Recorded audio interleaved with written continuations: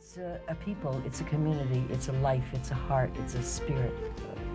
Parents of gay children say, I want my son, my gay son, to have the same opportunity to come to me and say, hey, Dad, I'm getting married, as my non-gay son or my non-gay daughter.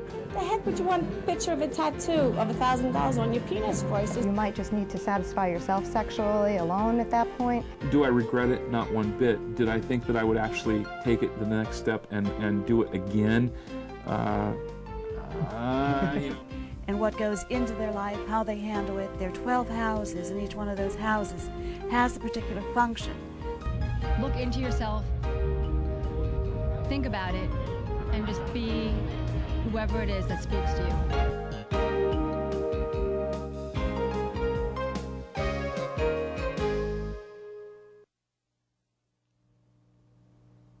Hello and welcome to Talking About. Quite a number of years ago, and I think it was like my first or second show, had a very good friend who at this point in time I've known for, I guess it's going up in about 20 years that I've known you. He's a formidable stand-up comedian by the name of Ted Alexandro. Welcome. Thank you. Thanks, guys. And just before we actually get into our conversation, I want to take a look back at what was 10 years ago, and whenever the control room is ready to present that little bit of time travel, that sounds good. We'll take a look at that, and then gonna extend the awkward. I'm all about the awkward pauses and silences. Oh yeah, they're a whole lot of fun. Yes. I guess the. Well, we've had an awkward pause of 10 years between interviews. Yes. So why not within the show as well? Yes. Well, I guess comedy can be based around awkwardness. Absolutely, very often So when it's good. So we're gonna get to that clip, and hopefully here we go. Roll tape. I had a lot more hair, I think, from what I was told. Okay, flip side of that, the best experience. The best experience is just, I'm not going to give a specific moment, but just that moment when the crowd's with you, you're getting laughs, everybody's right there, you know, you can feel the room is listening to you, and there's just a kind of a clarity there. Long-term career goals. Where do you want to be 5 years from now? Right here, baby. Right here. I'm going to come back here. I mean, I was... Butterflies, stars, this is what I want to be. Right. Okay. Well, like you said, a lot more hair. Yeah. I think one of us at that point in time had more than both of us put together at this point. That's right. That's right. You had the ponytail. Let's not. I don't want you to get off easy either. You had a little ponytail. Yeah, I had a little ponytail. It was in at the time. That's right. And it went out very quickly. Yes, it did. Right after that show. Right. Okay, well, 10 years. What you been up to? Let's get caught up. Well, first of all, I can't believe it's been 10 years. Yeah. It's amazing.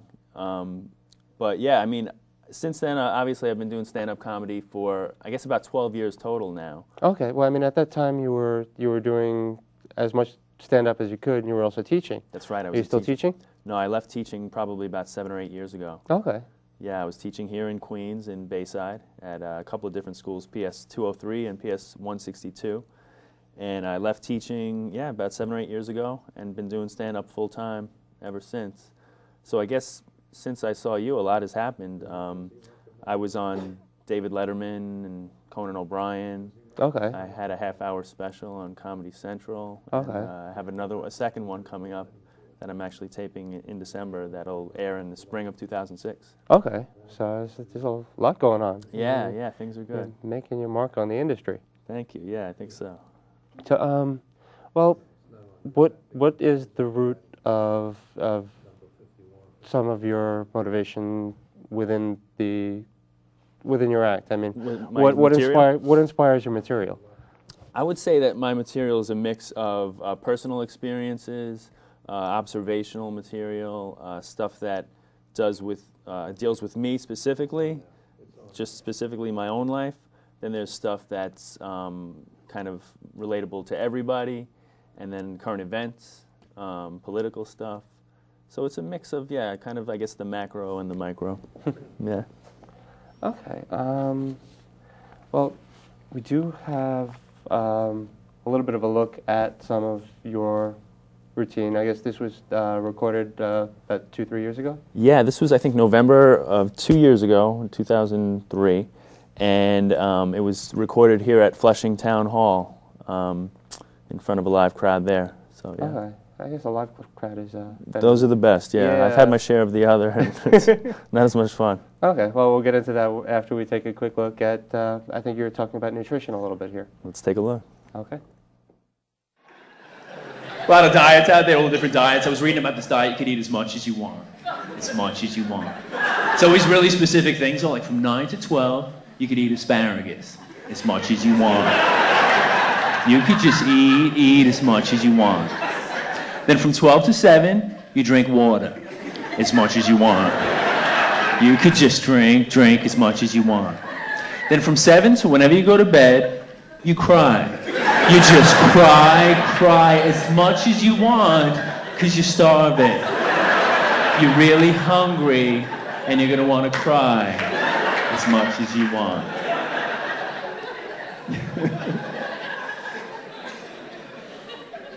I like a good cry from time to time, you know? Just let it out. It's embarrassing if you get caught crying unexpectedly. I think I'd rather get caught masturbating than crying. Although I'm usually doing them both at the same time, so... kind of a two birds, one stone scenario. Why are you crying? And why are your pants down?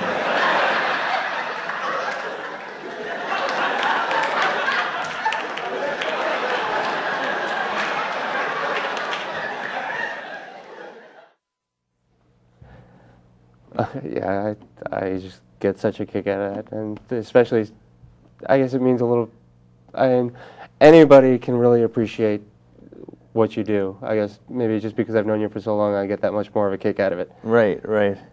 Yeah, I've been, you know, I guess I've been doing acting since I knew you, you know. Right. Started in theater and community theater, and then eventually got into sketch comedy, and then found my way into stand-up, so it's been kind of a long and winding road, but things are good. Are there different principles that apply to each methodology?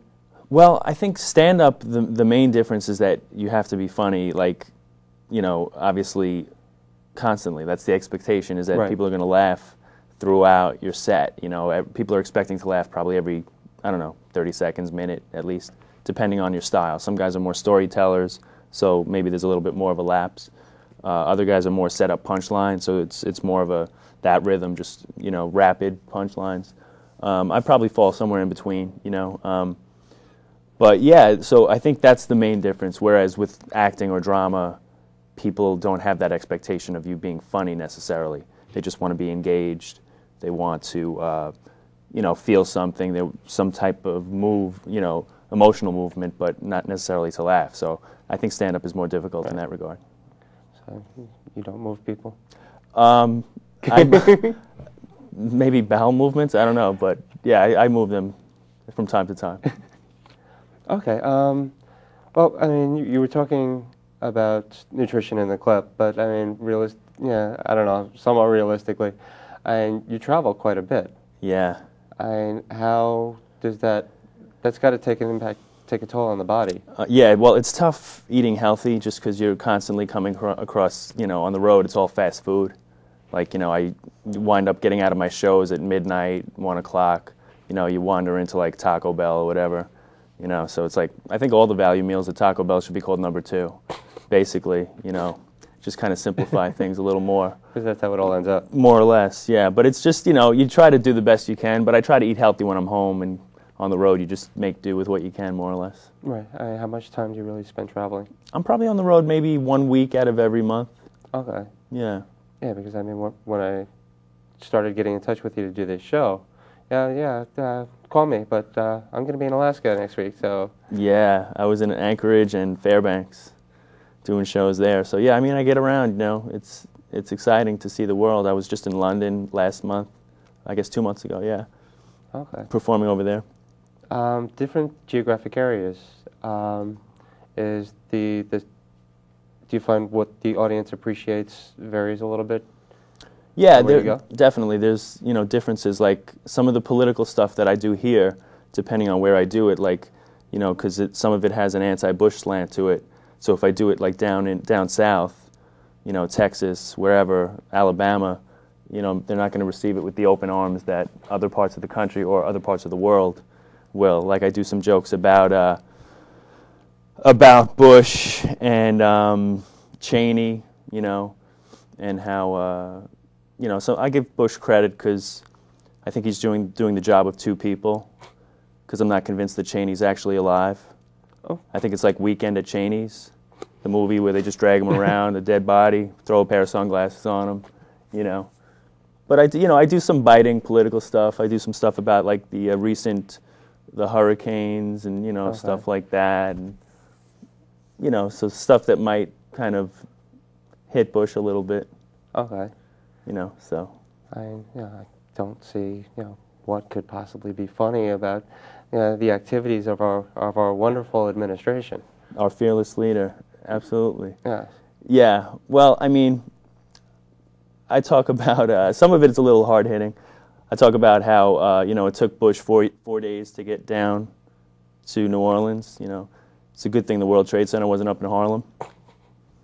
I'm not saying there's a connection, but who knows? Yeah. But I voted for Kerry. I'm still getting emails from him too. It's kind of sad. Like there's still work to be done. Delete. Not by me. But Kerry, I mean, it's kind of sad when you have to spam the guy that you voted for president. You don't want him emailing you. But it was Bush, Kerry, and Nader. Those were the choices. But Nader, when you take a multiple choice exam and they tell you to immediately rule out one choice as crazy, I think that's Nader pretty much. It's like the square root of 324 is A, 32, B, 18, C, chocolate.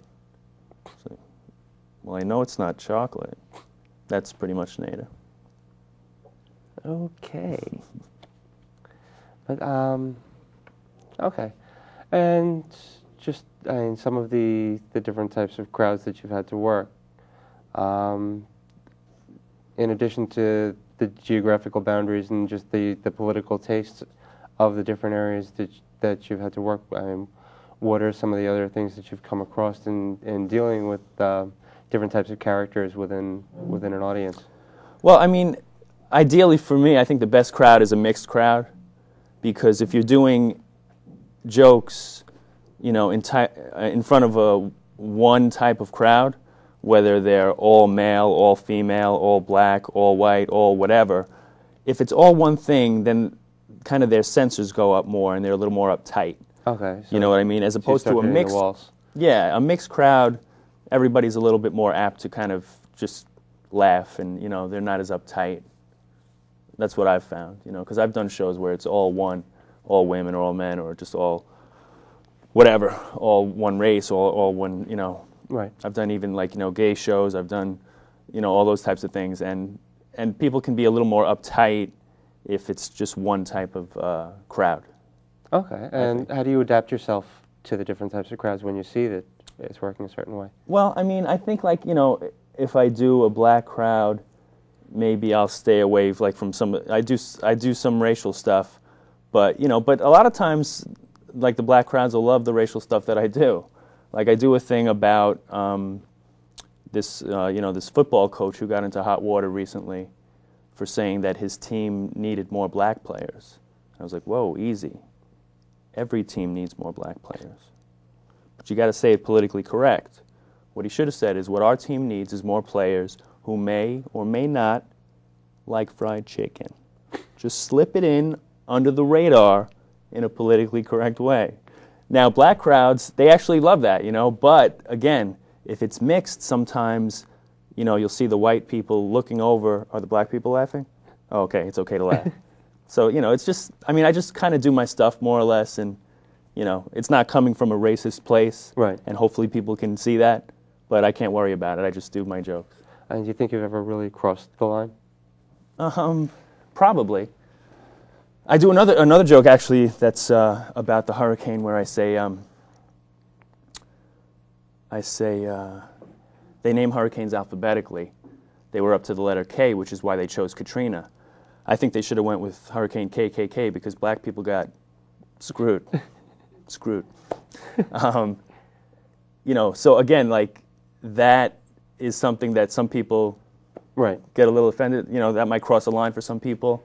Right. If you do find that you cross the line, people are probably starting to recognize you from some of the specials. You find you get a little bit of either approving or funny looks on the subway or wherever you go sometimes, if people notice that? Occasionally. Well, when I was in Europe, it was actually quite flattering. I was in Vienna. I was walking along late one night in Vienna, and a young couple came up to me, college kids, and they said, "Excuse me, are you Ted Alexandro?" I said, "Yeah, how could I possibly know these people?" And they had seen my Comedy Central special. Oh, okay. And they had seen me perform in, I guess, Washington, D.C. So that was pretty exciting and flattering. Okay. And just nice to see, you know. So that's a positive experience. Yeah, yeah. I've never had anyone approach me.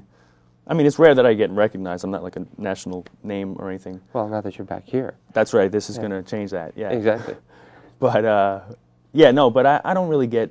Occasionally, like somebody will come up after a show, like, you know, and say I didn't care for this or I didn't care for that, and I just say you know, so I'm sorry you didn't care. Because I do have another flashback. So just I want to show a little bit of what we were talking about the last time you were here. Okay. And somebody's reaction to that. Sounds great. So if, whenever we're ready with that, we're gonna run that here. Perfect. Okay. We spoke a little bit about blue comedy, and these are so-called PC times. Where do you draw the line as far as what's going too far? Also, it depends on the angle that you take. Like, incest, not funny. Midgets, not funny. Incestuous midgets. Getting funnier. Right. So it depends on the way that it's presented. Incestuous midgets. Two comedians talking about what is funny. Mm-hmm. Incest, not funny. Midgets, not funny. Incestuous midgets, funny. I would say, yeah, that's not nice. Yeah. Because it's something that you take for granted. Yeah, I would say a dwarf could do that. Could do that joke. Could do that joke. Yeah, I can do a midget joke as long as I want the cows to come home. But you know, no, I wouldn't think so. What do you think? I think any time that you're questioning, is that okay? Right. Then you probably do want to say maybe this isn't maybe it's not okay. Yeah. Okay, so have you been hunted down by a bunch of pissed off little people? I have not to date, but she used the expression "till the cows come home," which I think is offensive to cows. So, you know, it really depends on your perspective. But no, I think, you know, I mean, she has a point, you know.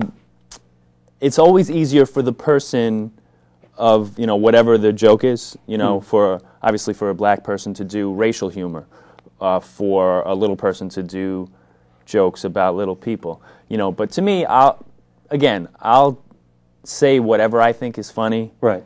And let the chips fall where they may, with the hope that they understand that, and I didn't go like that because I was talking about little people, that they understand that it's not coming from a malicious place. You know, if anything, I think what that type of humor does is shows that, you know, there's an inclusiveness to that, you know, that I'm not tiptoeing around, you know. Right. I think like with like you do with friends, you make fun of friends. There's an intimacy in joking around, like in crossing lines, right? As long as it's done in the right spirit, I think. Okay, and you can see that on your DVD and on your CD.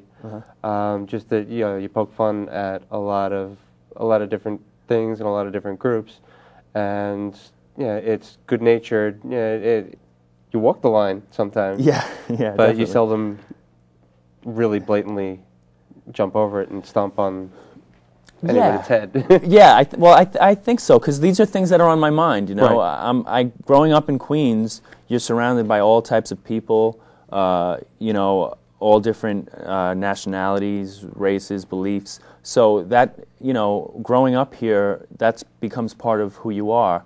And, you know, I've always been fascinated by just, you know, the different types of people.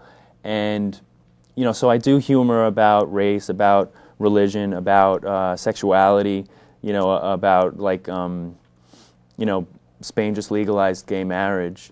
and they're going to celebrate with the running of the gays through the streets of Pamplona. It's going to be fabulous, you know, but you don't want to get gored there. But Bush doesn't support gay marriage. In fact, I wouldn't be surprised if he declares war on Spain. You know, we must stop the gays with their weapons of mass destruction. We must bring them to their knees. You know, so like I'll... Okay, that's a groaner. Yeah, yeah, exactly.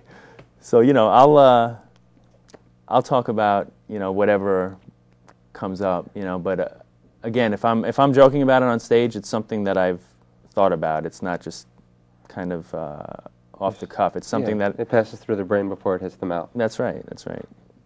So, which is probably better than the current administration. That's well put. I mean, what was it like shooting? What is it like shooting the specials, and what was it like shooting the for the DVD, which is called As Much as You Want? Yeah, I would say it was very similar. Shooting my half-hour special, which was about the year 2000, I think. Okay. And then this one was shot in 2003, and the difference really was that this project, As Much as You Want, I did by myself. I funded it. Okay. I got a camera crew together. You know, I rented the Flushing Town Hall here in Queens. Okay. So it was more of kind of a self-funded and just self-produced project. A labor of love. Yeah, exactly. And it was very satisfying because of that. The half-hour special was exciting because it was Comedy Central, and they approached me, and you know that was, you know, it's like a validation, just like being on Letterman or Conan or anything like that. It's a validation, and it's affirming. So yeah, so it was exciting. So they were both exciting, and the half-hour special that I have coming up is exciting, I guess, because that's, I mean, as we're talking, you're preparing for it, but by the time this airs, you'll have taped it. It'll be hopefully airing pretty soon thereafter. Yeah. So yeah, it's just, I guess, like any kind of career in the arts, you never know what the next project is going to be. There's a lot of kind of unknown, but that's the exciting thing when things like that come up. Okay. And you can find more information about the special and about where you're going to be in general through your website, which is TedAlexandro.com. And you want to spell that out for? Sure. It's TedAlexandro.com. Ted Alexandro is my name, and .com is like the computer part of it. I have that, yeah. Yeah. And you can email me and stuff like that. And there is going to be a link to that on the talkingabout.info website, which has been up through the show and will be up in the closing credits as well. Excellent. So, in addition to the Comedy Central special, just over the course of the next few months, what's in the works? Well, I'm working on a mockumentary about the first integrated ventriloquist team. Myself and a black dummy. It takes place during the Civil Rights Movement. Nobody would hire us because we were interracial. So it just shows kind of their careers and how they were never really fully appreciated because they were ahead of their time. So that's the first project you can look for. Okay, so that's something to look forward to. Absolutely. And another one that I have is for Comedy Central. I'm doing a series of short films. It's probably going to be like about 10 different short films for Comedy Central that will appear first on their website, on their broadband. They're doing like original programming on their website. Okay. And then hopefully it will go from there to the network. So like short films, like a few minutes, or short films like half an hour? About 3-minute shorts, Okay. yeah. About 3 minutes each. Some of which will be based on my stand-up. Like you've seen the joke that I do about, you know, being in church, preachers preaching, choirs singing, you look up at the crucifix and you think, man, Jesus had great abs, you know, because he was cut. Could have had his own workout video, abs of a savior, 3-day abs. Because that's what you want in a savior. You want him to be in shape, you know, because have you seen Buddha? Oh. Sloppy, very sloppy. So, yeah, so that type of thing will convert like some of my joke ideas into like more of a visual kind of short film form. Very, very cool. Yeah, and also like you know, with like all of these, you know, the cell phone content and the podcasts, and it seems like probably within the next 5 years, everyone will have a TV on their phone. Yeah, I mean, the technology is merging. I mean, your internet, your telephone, and your television are slowly moving into one unit. That's right. That's right. So yeah, we're going to be doing some kind of short films and short comedy videos that'll be easily downloaded. So hopefully that'll be the wave of the future. Yes, you are on the cutting edge The of the frontier. future. That's right. That's right. So, and ultimately, where do you want this to take you? Well, I mean, like I said the last time I was here, when you asked me where I hope to be. 5 years from now, Yeah. which was 10 years ago. That's right, that's right. Yeah, I mean, I always like to just be wherever the muse leads you, you know, hopefully working with good people, hopefully doing stuff that you're passionate about. Yeah, so for me, stand-up is really the foundation of my career, and it's really just part of my life, you know. I write every day, I perform just about every day. So that's really the crux of what I do. And then these other things come up as an offshoot of that, whether it's, you know, appearing on the television shows. I did a couple of episodes of Oz. So things like that come about, and I'd like to do more television and film work. Okay. For sure, you know. I've written a couple of screenplays. Okay. So those are all things that I certainly would like to do. Well, and it seems to be developing, you know, quite well. Yeah. Starting with the shorts, and you expand from there. That's right. That's right. And people are taking notice. Yeah. And you've come back to see me. Absolutely. Anytime. So, upcoming dates, where can people find them again? People can find my upcoming schedule on TedAlexandro.com. And there's a link to that on the talkingabout.info website. Once again, our time is up. We're going to have to do this in a little less time than another 10 years because, got to see you again, got to keep up to date with you because there's so much going on. That sounds great. I'd love to do it. Okay, thanks again. And I want to thank you for watching. That little beep on my wrist says it's time to go, and we'll see you again next time. Thanks. Bye.